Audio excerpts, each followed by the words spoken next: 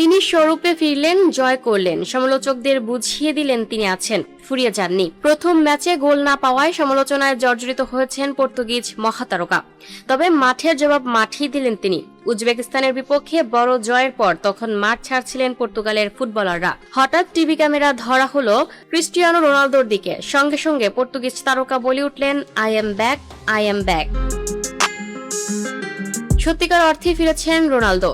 হিউস্টনে উজবেকিস্তানের বিপক্ষে জোড়া গোলে পর্তুগালের বড় জয়ে রেখেছেন মুখ্য অবদান। একই সঙ্গে করেছেন দারুণ কিছু রেকর্ড। ম্যাচ শেষে তাই তিনি নিজেই বলে উঠেছেন, আই এম ব্যাক।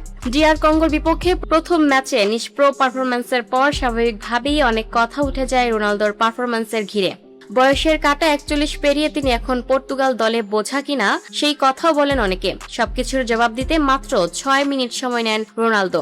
মঙ্গলবার রাতের ম্যাচের 6ষ্ঠ মিনিটে জালের ঠিকানা খুঁজে নিয়ে বিশ্ব রেকর্ডও গড়েন পর্তুগিজ সুপারস্টার। বিশ্বকাপের ইতিহাসে প্রথম ফুটবলার হিসেবে 6টি ভিন্ন আসরে গোলের রেকর্ড গড়েন তিনি। সেখানেই থামেনি রোনালদো। ম্যাচের 38 মিনিটে আরেকবার জাল কাঁপিয়ে গড়েন বিশ্বকাপ ইতিহাসে সবচেয়ে বেশি বয়সে এক ম্যাচে জোড়া গোলের রেকর্ড।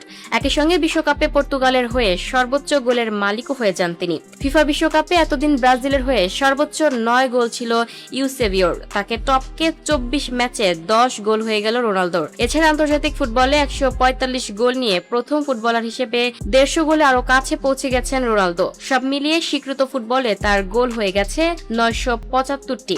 প্রথম ম্যাচের ব্যর্থতার পর দ্বিতীয়টিতে জোড়া গোল করে এত সব অর্জনের পর তাই রোনালদোর মুখই মানায় আই এম ব্যাক হুঙ্কার।